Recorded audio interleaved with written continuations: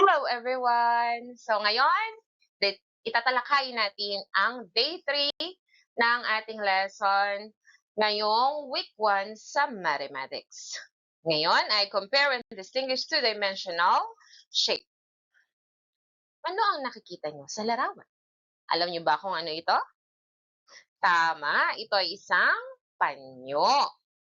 Ano kaya ang hugis nito? Sige nga, kung ang sagot nyo ay parisukat, mahusay kayo. Ngayong araw ay tatalakayin natin ang hugis na ito. So ito, kung saan, ituro nyo kung saan ang side ng parisukat o square. So narito ang kanyang sides. Ilang sides mayroon ang panyo? Tama, kagaya ng parihaba o rectangle, ang square o parisukat ay may 4 din na sides. Meron din itong 4 na corner, kagaya din ng parihaba.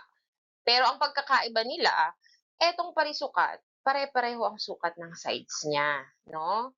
Hindi katulad sa parihaba, yung parihaba kasi may mahabang sides. Dito sa parisukat, walang mahabang side. Iisa ang sukat ng sides nila. Kaya nga, galing sa salitang parisukat. Pari, pareho, sukat. Yun. Pareho ang sukat, parisukat. Parisukat. Yan. So, ang size ng parisukat ay pare-pareho ang sukat. Maaari nating sukatin ang size upang malaman kung ito ba ay pare-pareho. At kapag ito ay pare-pareho, ito ay parisukat o square. So, yan. Kanina nabanggit ko na ang ang corners. Ito din ay may 4 na corners o sulok. Yan. Ito din, kaya ay may square corner. Nabanggit ko na kanina.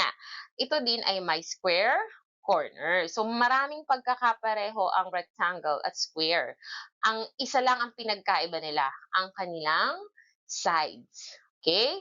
Yung sides, tandaan nyo. Yung sides ng parisukat, pare-pareho ang haba. Samantalang ang rectangle, ang sides nito ay may mahabang sides. Pero yung dalawang sides na mahabang yun, pareho ang sukat. Yan. So, ito, makakabuo rin tayo ng square corner. Tandaan, kung hindi tayo makakabuo ng 4 na square corner, hindi ito parisukat. Kailangan ng parisukat, may 4 na sides na magkakapareho ang haba, may 4 na sulok, at may 4 na square corners. Ang parisukat o square ay may 4 na side kagaya ng parihaba, ngunit ang sides nito ay pare-pareho ang haba kagaya na nakikita nyo sa larawan. Ito rin ay may 4 na square corners. Ngayon, isulat ang L sa loob ng parisukat o square. Alin kaya dito ang square o parisukat? Yan. Kung ito ang inyong mga naisip, tama kayo. Meron tayong 4 dito na square. Bakit kaya ito? Okay. So, itong tatlo, malinaw na malinaw. Yan. Na ito ay parisukat o square. Pero, kung medyo nalito kayo dito, sa isa, bakit ito square, tinilt lang siya. Binago lang yung position niya. Kung naalala niyo yung lesson natin dun sa rectangle, na kapag binago yung orientation niya o yung position, ito pa rin ay rectangle. Ganon din sa square. Etong square na to, binago lang. Parang iniikot lang siya. Pero, parang naging diamond, di ba? Pero square pa rin siya. Teacher, bakit po ito hindi ito square? Hindi to square kasi kapag bumuo tayo dito ng square corner, hindi tayo makakabuo kasi nakaslant siya. Kumbaga pa ganun. Yan. So, kahit iikot-ikot natin to, nakislant pa rin yung side niya. Yung dalawang sides. Okay? Unlike dito, iniikot lang natin pero hindi yan nakaslant.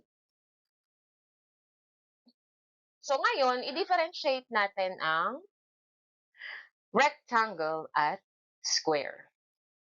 Lagyan ng check ang tapat ng hugis kung ito ay tumutukoy sa katangian ng nasabing hugis. Yan. So, ang square ay may 4 sides. Ganon din ang rectangle. Ang square ay may 4 corners, ganun din ang rectangle. Ang square ay may 4 square corners, meron ding 4 square corners ang rectangle. Yan, pairs of opposite side have the same length. Yung magkatapatang side, pareho ng length. Tama naman sa square.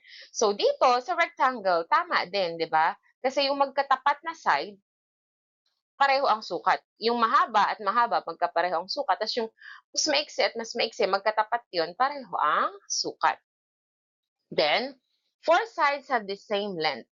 Yun daw, 4 na sides ay iisa lang ang haba. So, sa square, tama yun. Pero, yan, dito lang sila nagkaiba. Kasi nga, sa rectangle, may mahabang sides. Dalawa yung mahaba, dalawa yung medyo maiksi. Kaya, hindi sila pare-pareho ng sukat. Samantalang yung square, pare-pareho ng sukat lahat ng sides. No? Paulit-ulit si teacher, kaya dapat matatandaan niyo yan, ha?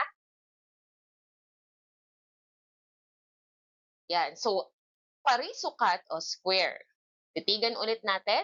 Meron tong 4 na pantay na gilid at may 4 na sulok. Ang parisukat o square ay may 4 na side kagaya ng parehaba. Ngunit ang sides nito ay pare-pareho ang haba. Ito rin ay may 4 na square corners. Ngayon, sagutan nga natin ito. Which shape has 4 sides of the same length and 4 square corners? Ano daw hugis ang may pare-parehong sukat ng side at mayroon din itong 4 square corners? So definitely the answer is square. Number 2, how many square corners does a square have? O ilan nga ang square corner ng square? So the answer is D, pareho sila ng rectangle. Number 3, choose an object that has a square. O, alin kaya dito ang square? Siyempre, letter A. Number 4, how many sides of the same length does a square have? Ilan daw side na may magkakaparehong sukat mayroon ng square? Siyempre, the answer is C, 4, di ba? Yung 4 ay magkakapareho ang sukat. And number 5, which shape is a square? So this is easy. The answer is B. Bakit hindi A? Kasi paslan to. Baka naisip nyo kanina yung diamond, ha? Magkaiba yan. Kasi ito, kung imagine niyo, pag inikot-ikot nyo to, hindi siya makakabuo ng ganito na square. No? Nakaslan kasi yung side niya. Ito naman, rectangle, kasi mahaba. Ito naman, nakaslant yung dalawa. Tapos, etong dalawang magkatapat, yan. Hindi yan magkasukat ng side. Dahil itong nasa taas maiksi, itong nasa baba mahaba. So, dapat yung magkatapat, magkasing haba sila. Kaya hindi yan square. Okay? Di rin yan rectangle. So, nawa, may natutunan kayo at nadagdagan ng inyong kaalaman sa ating lesson ngayon. Hanggang sa muli, paalam!